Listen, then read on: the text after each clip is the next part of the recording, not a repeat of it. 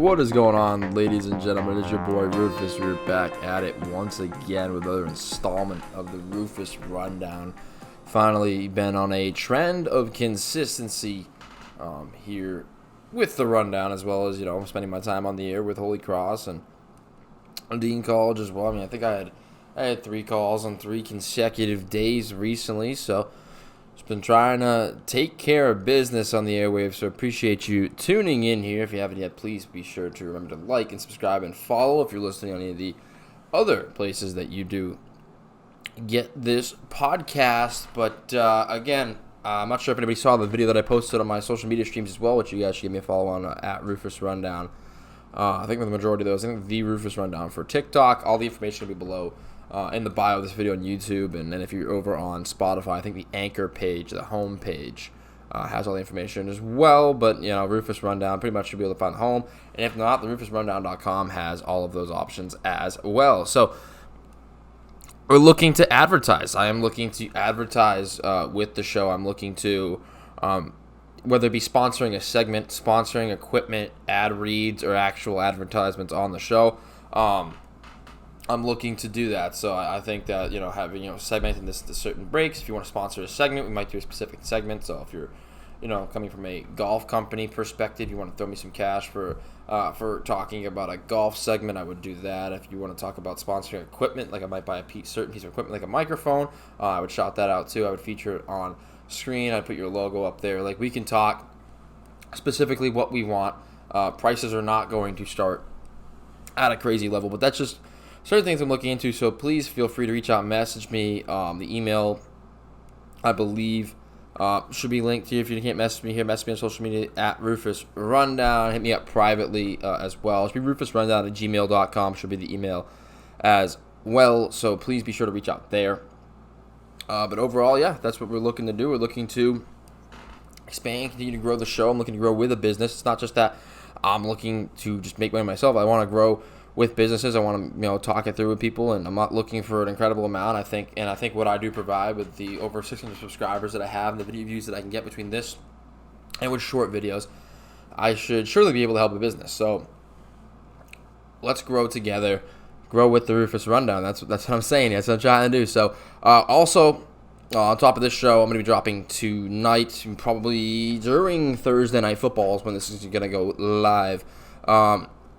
I have an upcoming World Series preview with Andrew Winnie as well. 2 of my coworkers at Holy Cross and a former Division I baseball player over with the Crusaders. Going to join me to talk about the World Series. He's a Phillies fan, so probably a little bit on the sad side, but we're going to get his thoughts on that as well too, and some specific baseball talk for that episode. But with this one, we have another installment of 3 Up, 3 Down with the NFL Power Rankings, as well as talking a little bit about the NBA and my season predictions. Of course, a lot of it kicking off the last couple nights.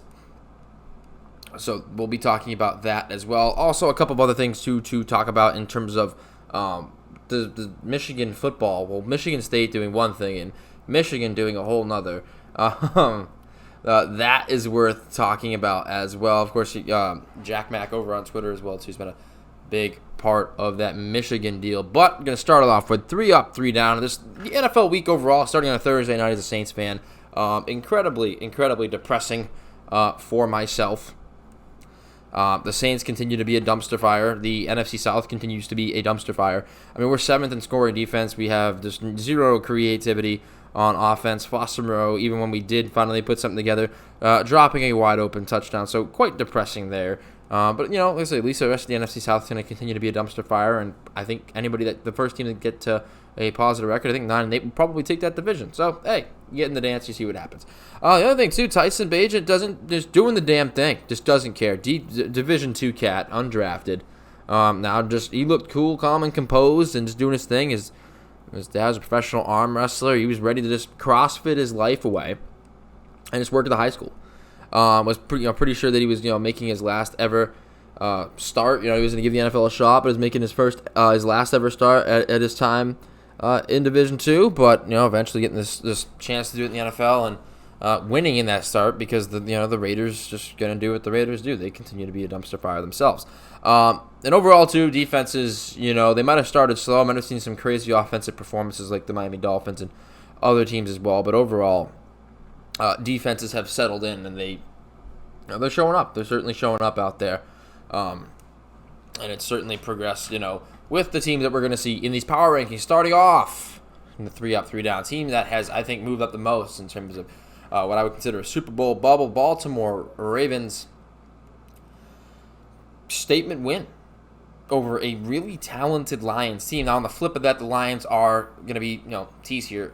The method of the whole 3-up, 3-down is you would go 3-up, then the 3-down. But I'm going to kind of, work these two together. First, top team that, in terms of impressed me, the Ravens. Statement win. Statement win over a really talented Lions team.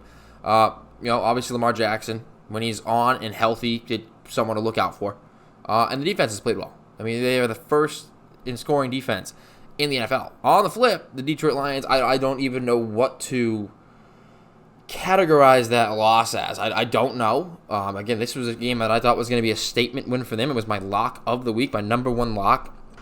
I'm sure they can bounce back, but they had a prove-it game at a point in this season where they really, really could have been in the conversation. I thought this was a Super Bowl team. I thought this was a prove-it win for them, and now I look like a complete idiot. So hats off to the Detroit Lions for making me look like I have no idea what I'm talking about. Hoping that they can turn it around so I still don't continue to look like a complete idiot. But who knows? It is the Detroit Lions. Again, they can bounce back. They can, but it's going to be, if they kept it close too, I would have a different tune too, right? If they had actually kept it in the ballpark with Baltimore. But no, it wasn't even remotely close. It was miserable, and it was a failure, a complete and utter failure in every aspect of the game of football. And it's going to take me a while, and I'm sure a lot of other people too, if they even were at that point, to begin to take them seriously again. I am not taking them seriously for some time. I just cannot believe how much of a disaster that performance was for them, and it's quite unfortunate.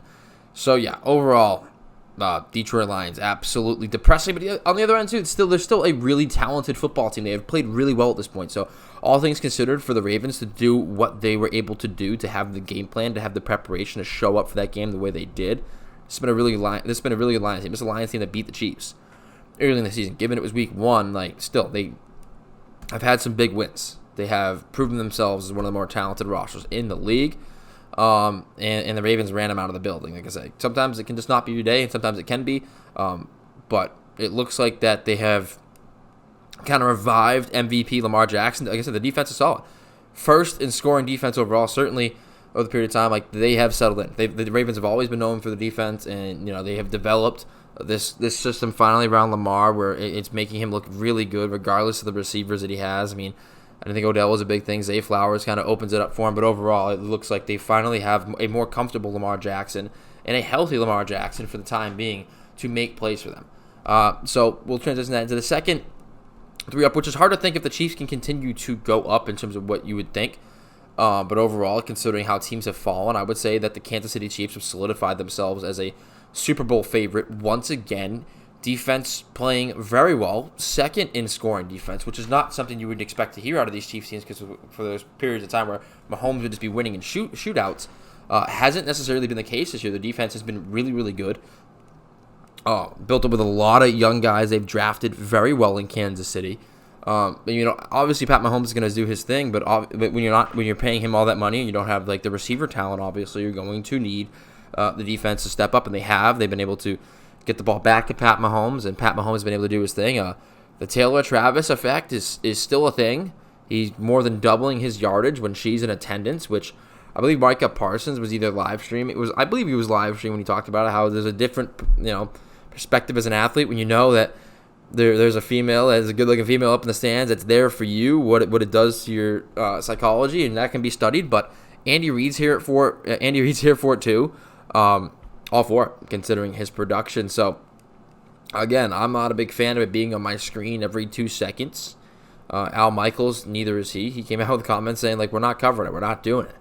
That's all good and well. But at the end of the day, it's going to sell tickets. It's going to bring in different viewers for the NFL. That works for them. And if the Chiefs keep winning and Travis Kelce keeps performing, I don't really think from the football side of things we can complain about it too much, other than just having to complain about a bunch of Swifties having to now be interested in the NFL. I mean, if that doesn't bother you, and you don't specifically, lean that way to having people on social media ask what would we consider dumb questions, then just move on with life. You have nothing to really particularly complain about if it's not affecting the results of your team. Which, if you're a Chiefs fan, or if you're not the NFL overall, other than having to see Taylor on your screen every other 5 seconds, you're pretty much good. So if they can tone that down, I see no issue with it, because obviously it's working for all the parties involved, unless she has to deal with Jackson Mahomes, which that's a totally different story. I feel bad for her. She doesn't deserve that, but obviously overall the Chiefs' defense has been something to watch for from them, only trailing behind to the Ravens. So these being pretty much some of the top teams in that Super Bowl bubble right now. And then we're going to go to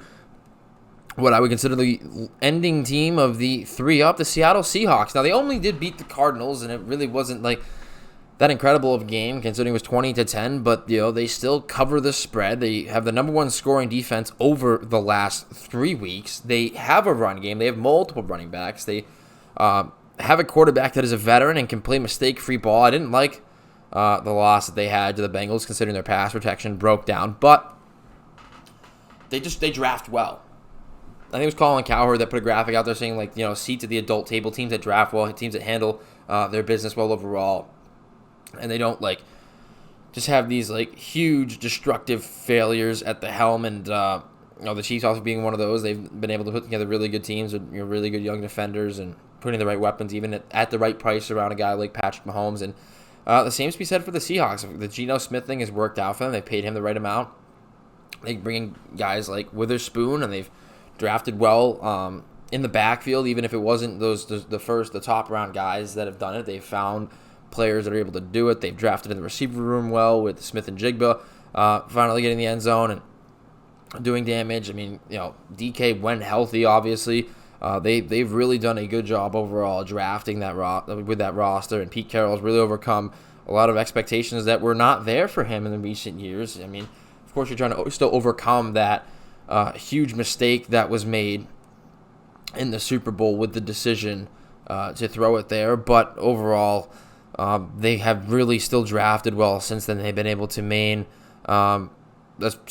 a serious symbol of success in the NFL and consistency. And while it might not be relating to a ton of Super Bowls, we can't compare everything to Super Bowls because the Patriots are an outlier in what they've done.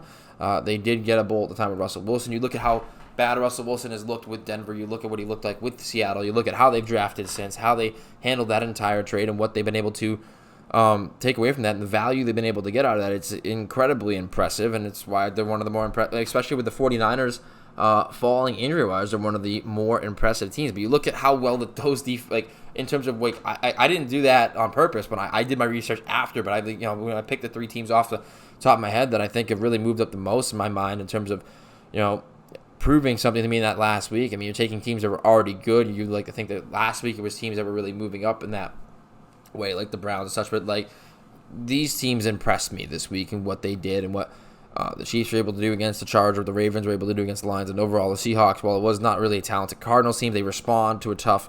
They play and they cover the spread in a tough, would be considered a tough division game. They're coming off a tough loss. Overall, handled themselves well, and again, they have some of the best scoring defenses in the league. So you can look at yardage, look at how they're doing, forcing turnovers. At the end of the day, they're not.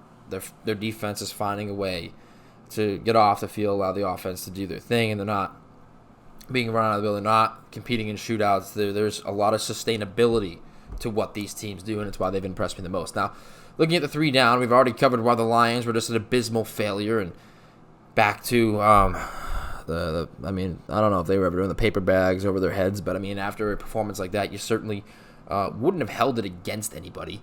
That is for sure. But looking at the rest of the 2 down, this is a repeat team now in 3 up, 3 down. Repeat team here with the Buffalo Bills. What are we doing? One of the more disappointing teams of the year so far. We talked about this with Chris Kostic. Myself, I've covered it. They've been disappointing. They've been sliding down for me. And then now they go out and lose to the Patriots. Now, were the Patriots one of my teams to lock in this week in terms of betting them to cover the spread? Absolutely were. But they dropped to 4-3. They were one of the Patriots when I lost to cover the spread. I saw a close game. I did not see this. So again, they've just been disappointing. I do not think that they have good team chemistry, and I don't know who that's at the fault of yet. This is not a well-coached team. This is not a close bonding team. They are throwing away an incredibly talented quarterback in Josh Allen, who I'm not entirely sure is innocent in all this yet, but there's only so much he can do amongst the dysfunction, but his decision-making has certainly not been that good. Overall, statistics still rather supportive, but I saw something that, again, I don't know if this is something I touched on in the past podcast, but I've looked at it and, he's only as good as a quarterback that he plays. So he plays down to competition, but it really shows up for the big ones. He's really living off of this, if it was a different coin flip, they might have gone to the Super Bowl. But that is well in the past now. Like, you have to find a way to respond to that, and this Bills team has not.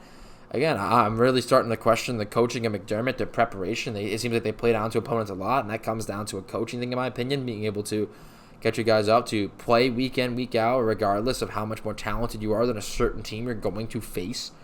They haven't done that. I can see a lot of disconnection and really a lot of friction on the sidelines. And again, you might be reading too much into it. You might be maybe I'm just reading into the entertainment factor that the league tries to throw out there at you, but overall, this has not looked like a team that's on the same page. I'm not ready to put them on a complete fraud alert yet, but the expectation for this Bills team year in, year out with this quarterback should be a Super Bowl, should be competing for where they have to deal with Mahomes going there. You have one of the best you have a top 5 quarterback in the NFL, arguably 1, 2, or 3, considering when Burrow is healthy. You have Lamar is healthy now too, trying to get himself back in the conversation.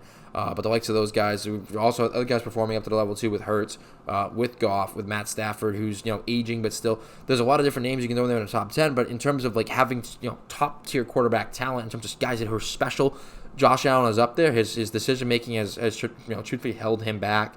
Again, there's some cohesiveness issues too in terms of the running game and the reliability on him and ability to run the ball. Otherwise, and overall, maybe just trying to make the big play too much. Is he going to be able to maintain the discipline to hit the checkdowns and work drives? I mean, Stephon Diggs, fantastic receiver. You have other weapons to use there. Knox going to be hurt, but you have a guy that you drafted in Dalton Kincaid.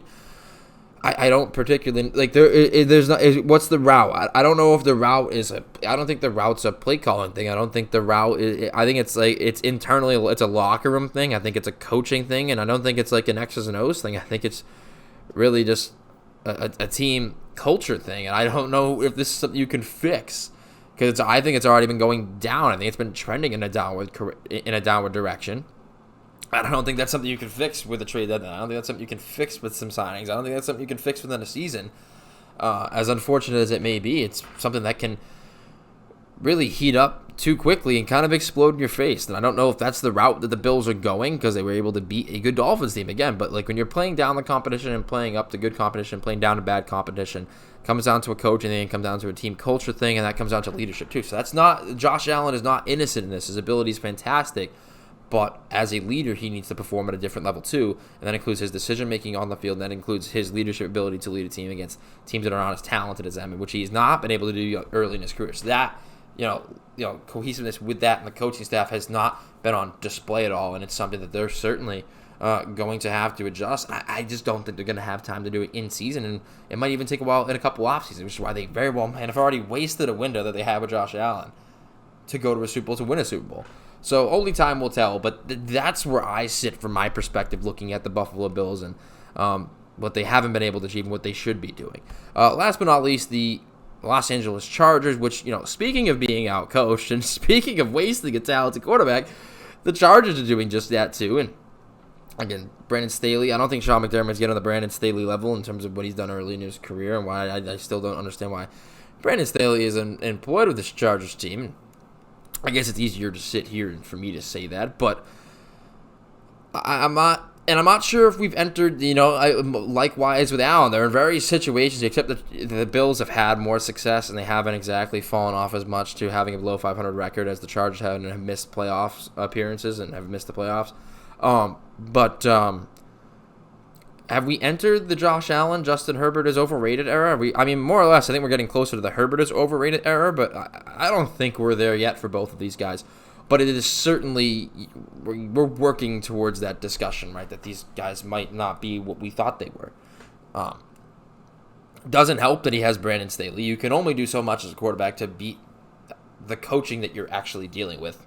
So like that is an aspect of it too. There is only so much you can do to outplay bad coaching, but there's also a certain responsibility that falls upon you in the most important position in the field, that is a leadership position in itself, to take control.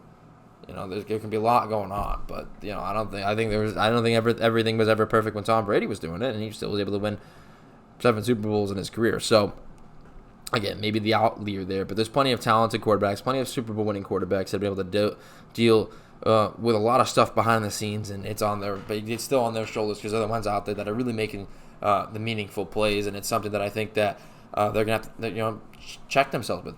Josh Allen, Justin Herbert included, but more specifically to the conversation of the Chargers. I mean, I don't want to just rag on Brandon Staley all the time. I mean, you could, and we probably have, and I have. I know everybody will, but they're bottom 10 in terms of scoring defense. He was a defensive coordinator. So, like, if you have a super talented quarterback, there's just no excuse to have a bottom 10 scoring defense.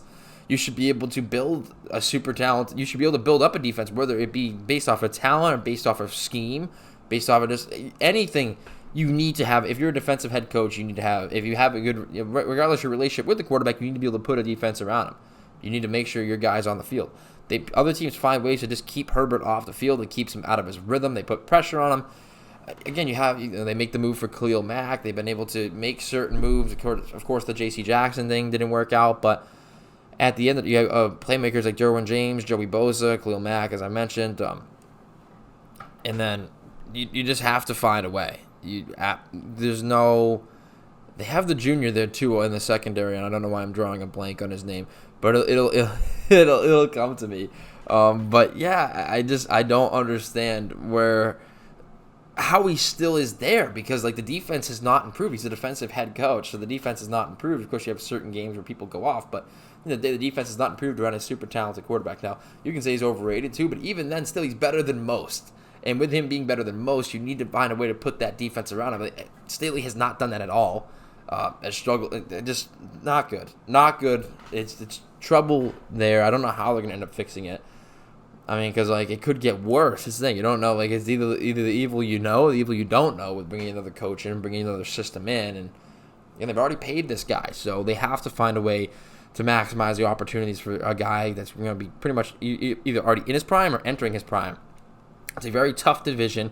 The Broncos have not been successful. The Raiders are not going to do any damage as well. So how do you compete with a team like the Chiefs? And they're going to take some blows too. You just have to find a way to do better than what you've been doing. I think, putting together a better defense. I mean, you look at the defenses of these other squads, and I think having a offense that doesn't turn the ball over, having a consistent, sustainable offense with a strong O-line, and good decision-making from your quarterback takes pressure off that defense. That's even looking at the Bills in terms of what they've done this season. Overall, they're 5th in scoring defense. And when you look at the last couple weeks, though, they're 5th overall on the season in scoring defense. And, they dip way well down outside of, I think I would say, arguably the top 15 in terms of their last 3 weeks. The defense falling off, which is why they're mainly falling off. And, of course, there's outliers, too. There's things that skew those results in terms of that scoring defense. And there's also the pick sixes, and there's picks that they throw. So that is a factor in it as well. But overall, you have a defensive head coach. You have a super talented quarterback. You have a loaded team overall in terms of talent. There is no excuse to be where they are at in their season overall in this point of the tenure of Brandon Staley. There's just no excuses anymore to be where they're at, and it's where they're stuck. And I just don't know how much longer he has. I mean, I don't think it's something that they're going to be able to fix mid-season, but maybe it is. You don't know unless you try in that sense. But sitting at 2-4, I mean, I'm sure they have a chance to go up above the Raiders as well. But again, they're giving up a lot of points. Scoring defense is not good. They're in really not that difficult of a conference. They're going to have to deal with I shouldn't say conference. I should say division. They're going to have to deal with a lot of other talented teams. But of course, they have different schedules to play too. And we're still getting into the Broncos and Raiders at this point should just be free victories. Just be able to sweep it inside there, and you have tough ones. You drop that first one of the Chiefs, you're going to have to find a way to split with the Chiefs. But overall there, I think those are incredible coaching failures and incredible team culture failures that are going to continue to be downward trends. It could get very ugly for those two teams. But that's it for the NFL. At some point, I'll have to make picks. I think maybe on this World Series special, making picks, I think I'll break it off my own and make some NFL picks this week. Again, if you follow me on social media, X/Twitter, Rufus Rundown, make a lot of my picks there. Made my picks on LinkedIn as well, too. Of course, I'm on LinkedIn, so come connect. Give me a follow on LinkedIn as well, too, as I progress into the work field. I like to post the podcast there as well. But there's plenty of homes for the show that you can find me. But again, like all that stuff's linked down below in the information to the video. But now we got some time for some NBA predictions. So I got 3 teams for you. One that I think has the most to prove this season. A team that really could surprise us. And then a final team that is just overrated and we really shouldn't be taking them seriously at all. So I'm starting with the team with the most to prove, and I think this has probably been the team with the most to prove. I think, again, this is, objectively, I guess everybody has their opinion, and there's a couple other teams that I will say were honorable mentions. And I say teams that are honorable mentions with the most to prove. The Milwaukee Bucks, post-Lillard trade, have a lot to prove. The Lakers always have something to prove considering, their core and what they're doing with LeBron James over there. And the Miami Heat, too, because the Miami Heat have been so close, and they've never been able to pull the trigger on these big deals, but everybody talks about Heat culture, and it's impressive, but what has it won them? It hasn't won them anything yet. It's won them a lot of love and a lot of respect, but it hasn't won them a trophy yet, so they're under a lot of pressure, too. But overall, the team with the most to prove in the National Basketball Association is the Boston Celtics, and I think it's been them for a couple years now. It certainly is now. This is now Tatum's team. They've gotten rid of Marcus Smart.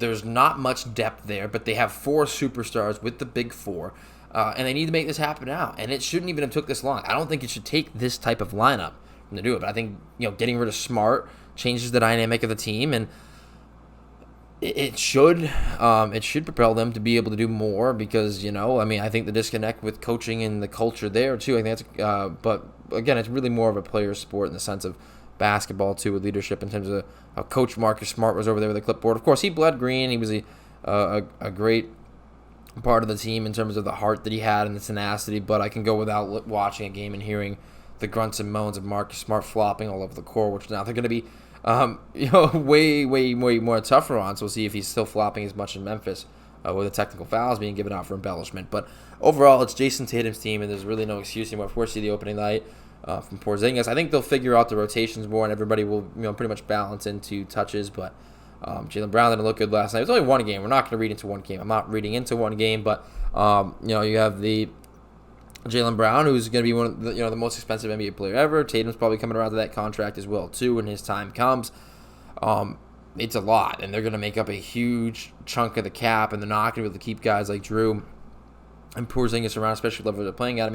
No, I don't think I've ever doubted Porzingis' talent. It's just the health that you begin to worry about with Kristaps Porzingis. This guy can be, Dirk Nowitzki, blocks shots. He's a 7-foot-plus shot creator. He's an incredible talent, but can he stay healthy? That's really the only big question mark with Kristaps Porzingis is a question of health. But overall, that's why I think that this Celtics team, it has to be now. You have the more efficient and I think overall better version of Marcus Smart and Drew Holiday, but you're going to have to work with Missoula, find leadership with what you have. It is undoubtedly Tatum's team now. What is he going to be able to do with it? I still don't think that he's been able to sack up enough in that leadership role and that more emotional, on-court, physical embodiment of it. Again, there's guys that have said it in the league, and of course I think they know a little bit more than me too that have said it, like around there. Like, this guy's going to be fine. They're not going to go out there and trash him, but there's also ways you can go out there and say certain things that he doesn't have it. But, whatever, wish him the best. So, overall, I think a lot of the Team USA guys like him, and a lot of super talented people have, given their vote of confidence, but we've yet to see it. I've yet to see it, at least. You've seen flashes of it, but I don't think we've ever seen, like, that stranglehold, that grip on it that you would want him to have, that we've seen from other special players in the past. And until I see that, I'm not convinced of this team, and that's why I think that they have the most to prove this season. Moving on to a team that could surprise us, and I think we're surprising people last season when they were leading the West for a period of time and one of the top teams in the West. And again, it's a question of health, and I guess that's the big thing here. And it's not the Clippers, it's the New Orleans Pelicans. Again, one of the best teams in the West last year prior to Zion's injury. This guy was looking like an MVP in some's opinion. And again, this is a number one overall pick. Zion Williamson, incredibly talented player, can score from all levels, is a physical freak. And again, this is someone who can sneak up on teams. They have a lot of talent in this roster with the likes of Brandon Ingram and him, and Herb Jones there off as a defensive presence. And they have a lot of tools. They have a lot of tools to find success, and they can space the floor. Like I said, Zion Williamson's a potential MVP at his peak when he's healthy, but how long can he stay healthy for? He's a flawed mover. He's it's not has anything to do with his weight. It has everything to do with how he moves and how the force and energy move throughout his joints, and he does not do that in a healthy manner, and there's a lot of go-to breakdowns of it, and of course he's down in New Orleans. He can go seek the help, but hasn't yet. But this team has everything in terms of the talent, in terms of having a special player, in terms of being young. I mean, you could see this, the Kings too, but the Kings are kind of already the map from last season. I think having a player in the way that Zion Williamson plays is unique. I think he's surrounded with the right pieces, and I can see the New Orleans Pelicans absolutely sneaking up on not just teams out in the West, but sneaking up on teams in the NBA as a whole, and installing a new culture there. I can only see things going up if he stays on the court, if Zion stays on the court. That is the big factor here, and of course with Brandon Ingram as well too. Can they stay on the court? But not both, but like overall, of course Ingram didn't have the best summer with Team USA at times, but at the end of the day, if Zion's on the court, this is a team that I'm not saying they should win a title. I'm not saying that, but they certainly, this is a conference finals contender with a healthy Zion Williamson, and I think we very well could see that this season. I don't think the expectations are there. I think people are starting to really fall off in terms of Zion's health and everything that went on. On top of that, with the adult industry performers and the kid, and a lot went on there, and you kind of don't take the Pelicans as seriously. But now, the way I see it, those expectations are dialed back, and it kind of gives them internally something to prove. And overall, you still have a uber talented group, and we'll see what unfolds for this New Orleans Pelicans team. But I can see them easily running to a conference finals with the core that they have. Moving on to a team that is overrated and shouldn't be taken seriously. You very well could think it's the Clippers because I had just mentioned them. The Lakers were a thought of mine too. Those are two teams that I have actually thrown up there. If you want honorable mentions for teams that can sneak up on you again, the Thunder too. I guess the Kings in there too, but I guess they kind of already established from the run that they had last season. You could even say the Warriors may be coming into this overrated conversation. But it is the Philadelphia 76ers, and the James Harden soap opera is just, it's more information is going to come out of it because Woj had just reported that they have to put him on an injury report, or they have to disclose what it is because he's not traveling with the team now that they're actually in the season. Like, there has to be some sort of documentation as to like what the deal is with James Harden. I don't understand. Just move off of him. Even if you get like less talent in return, like unleash Tyrese Maxey. You have an MVP in Joel Embiid. Maybe not should have been the MVP when you look at the end of last season with Jokic and the Nuggets, but you have an MVP in Joel Embiid. They cannot be taken seriously until this James Harden soap opera ends, until it goes away, and until he's off the roster. They will never win with him on the roster. They will not do it. They need to get him off the roster. I don't care where he goes. Whatever team that he's on will never accomplish anything great. He does not have the mental makeup to be a leading player on a dynamic championship roster. Does not have it. They've come so close, but he will never, ever get a team over the top, especially now at this point in his career with his body, with just the physicality that he cannot provide in terms of aging, his ability overall, like turning over, and his performance in big games. He does not have it. It will never be a part of a roster that achieves anything great. And you can start to say the same thing about Joel Embiid, besides the drama. Dare I say they'll never win as long as they're led by Joel Embiid as well, too. But you have to give him a chance to do it. I think if you get Harden out of the equation, you might see something from the young kid, Tyrese Maxey, and how they can play the game. Again, they play the game differently with Joel Embiid having to slow the game down. So I don't know. Maybe Harden, the pace is never going to match up. But at the end of the day, they're never going to accomplish anything with James Harden. The soap opera has to, and they should not be taken seriously as long as he's on the roster. And again, we're dancing into that territory with Joel Embiid as well, too. So, I really think Embiid's a talented player. I like seeing his style of play still in the current NBA, but Does it translate to winning basketball? Can he win? Again, the Celtics are kind of a kryptonite for them as well, too, but they should have defeated them last year. Unable to in that semifinals matchup. And Celtics go on to almost get to the finals, if not for the Miami Heat. But again, James Harden, I think, is a true issue. He's more than just, again, like his team. Like I think Tobias Harris is out there saying, like, they're not taking it personally. But at the end of the day, like, he's not reliable as a leader. He's not reliable as a player. He's not reliable at the talent level that he has. Like, his talent goes out the window, but he's not reliable. And he's not a reliable person for this organization. Everything he said about Daryl Morey, you have to get him out of there. You have to get him out of there. Even if you give up some talent, you still have an MVP in your roster. You have a young player in Tyrese Maxey. I think he's ready to take that next step if you give it to him. Tobias Harris certainly might fall into a different role. I wouldn't bet on Tobias Harris. I wouldn't do it. I wouldn't. But, you're still a former, I believe, an All-Star. Tobias Harris, a former All-Star. Either way, he's still really was really good at one point and had a defined role, and maybe can define more of it as well. But I think getting Harden out of there, getting capital for him, regardless of what it is, allowing Tyrese Maxey to take the next step, and really relying on Joel Embiid to be that MVP, is a route that this Sixers team has to go. And until then, they will not be taken seriously by me, and they shouldn't be taken seriously by you. The final two things is related to the state of Michigan. And, we'll start with the Hitler video board at Michigan State. Yes, Hitler was on the video board at Michigan State. Of course, Michigan has, every school has their Jewish student body, but of course, Michigan a little more up in terms of that, in terms of their population, but everything going on in Hamas as well. I'm not going to make this political, but everybody knows what's going on over there in that side of the world. And anyways, Wish TV. So, Wish TV here, I'm reading the article from them.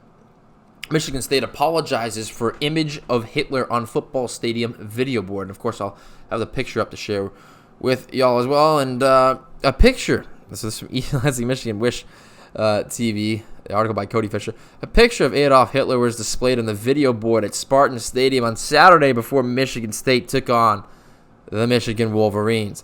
The image was part of a trivia question asking where Hitler was born. Michigan State Athletic Director Matt Larson said in a statement, MSU is aware that inappropriate content by a third-party source was displayed on the video board prior to the start of tonight's football game. We are deeply sorry for the content that was displayed, as this is not representative of our institutional values. Again, like what is at this point? Because with everything that's going on with Tucker as well too, it's a scandal after scandal with Michigan State, but they will not be using the third-party source going forward, and will implement stronger screening and approval procedures for all video board content in the future. Listen, I've worked the video board at Holy Cross. There's no way this happens. There's a fundamental failure somewhere in the system. There's just no way this happens. No way this goes down the way it is. So, anyways, I'll keep reading into the story. And on Sunday, Alan Haller, Vice President and Athletic Director at Michigan State, said that the involved employee has been suspended while the university conducts an investigation. He did not elaborate on the employee's position at the university. Said that before it was displayed, the video was not viewed in its entirety by anyone in athletics, exposing a failure in our process. The video was not part of a sponsorship and had no affiliation with any of our corporate partners or community, Haller said. The image of Hitler was part of a quiz from a YouTube page called the Quiz Channel, the university said. The university had been using videos from the channel before every home game. Prior to last night, the content has not been objectionable, the school said.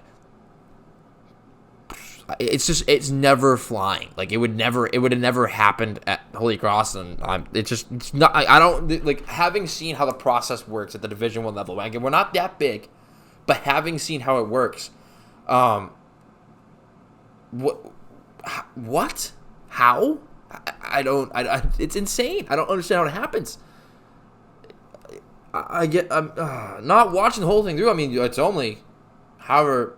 Getting into hundreds of thousands of fans, 78,000 fans. I'm sure what the total attendance was. What are we doing? What are we doing? We have to be better. Using a third-party video source. Wait, no, I haven't finished it all yet. The creator of the quiz channel, which is the channel that they were using, Floris Van Pallant, told CNN in an email that the university he did not authorize the university to use content from his channel. I was completely unaware of this and only learned content created by me was being used due to this occurrence, he wrote in the email. While I provide customized content packages for businesses, the utilization of my publicly accessible YouTube content for stadium entertainment is highly questionable, to say the least. In the wake of his quiz being shown on the video board, Van Pallant said his channel is receiving negative feedback. MSU's subsequent statement appears to allude to a third-party source, which seems to suggest the quiz channel as that very source. If this is accurate, that is unacceptable to me, as it is unacceptable for the quiz channel to bear reputational, performance, or financial repercussions due to MSU's unsolicited use of our content. So they're using it without checking in with the guy. They're just using it. Of course, it's out there in the world, but I mean, there's still copyright and everything like that. So they have now infringed upon someone, then put the blame on someone that they had infringed on his content. Meanwhile, it's all anti-Semitic related with it being Jewish. Of course, it wasn't like you can't just delete history. I'm not like, but like try to read the room with all the recent situations going on, like putting Hitler on a video board, like what? And then to backtrack yourself and not take any accountability and be like, oh well, it wasn't even us. Like, sorry, like someone messed up and then watched the video all the way through. But like, here's the person who's making the video, so you should probably be blaming it. Like, no. Like you have like again, so like. Secret events are like they make like this quiz, like he's making his content. You take it without talking to him and confirming with him, using it obviously for profit on your video board for events that make you money, with no confirmation with him, and then something comes up that you never even reviewed yourself because everything's been working so far fine so far with no communication with that person. So then you don't check through it, then it pops up and you're gonna say it's their fault. Like no, like you haven't done your homework. Like you gotta know better considering the stage that you're on. It's ridiculous to blame it on that person. So he defended the question about Hitler's birthplace as legitimate, but did acknowledge the setting was not the best place for it. The trivia question displayed at the stadium is a legitimate one, and it's imperative we don't shy away from history's more dark facets. Nonetheless, I would certainly not have chosen this particular question for a live stadium audience. Yeah, I mean, obviously you can't just delete history. Like, the question itself is not what's offensive. It's the setting that it was in, the timing of it with everything going on. Like, it's just... It's out of place. It's out of place. Like, keep like sports trivia, keep it a sports trivia, pop culture, but like where Hitler was born against Michigan, who has a decent sized Jewish student body population, and with the events going on in Hamas right now and everything, like it just doesn't seem right. You'd like to do more homework. It's not like an incredible overreaction, but like it just like I don't think anybody like in their right brain at Holy Cross would be like, yeah, like put the Hitler thing up there. Of course, the Jesuit school. I really like that too. So, but like, I just don't understand how like in that process. But then again, no one like reviewed it. Like, I can't believe there's no review process. Like, I know the guy that does at Holy Cross that does a lot of the work leading into a lot of stuff that we put up on the video board. I'm a part of being the camera on the video board, and know the directors. Like, this is not something that like I just think would like consciously cross their mind. So I think that it is true that they did not review this process. I could not imagine someone like working there that would allow it. I'm sure that there was someone that was supposed to review it and didn't do their job, and that's why we're having this conversation, and that's probably where more of the blame is going to be on the person who reviewed it. But like, as a whole, like taking it and infringing upon it and then throwing shade at someone that you had no communication with to what you were using it for, and really using it for profit when it's not yours. Yeah, no, there's going to be some serious baggage for Michigan State on top of everything they've been dealing with, even before that with the head coach Tucker, and then even before that with everything going on with gymnastics. Like it's not been good with the Mel Tucker stuff with going on before that. Not good for Michigan State right now, and overall they're not winning.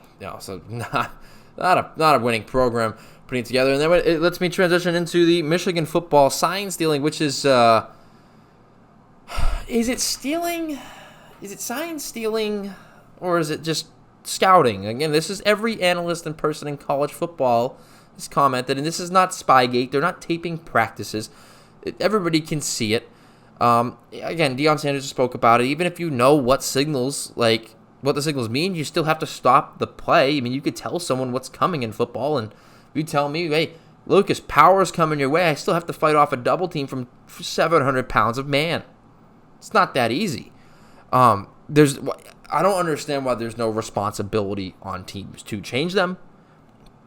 And again, it's like the MLB scandal where I'm sure every school is doing this, but it's deep. It runs deep. It runs very deep. And Jack Mack's been able to cover it on Twitter as well.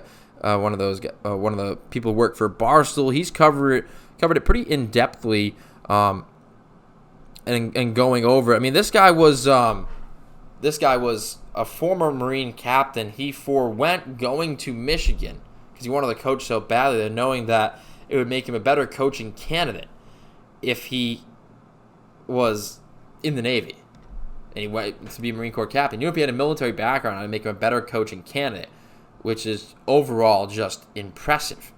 So, again, he goes that route. And, again, Connor Stallions is the guy's name. I think I'm saying it, Stallions. He got accepted to Michigan, but didn't go because going to the Navy was better for his 15-year plan for coaching at Michigan.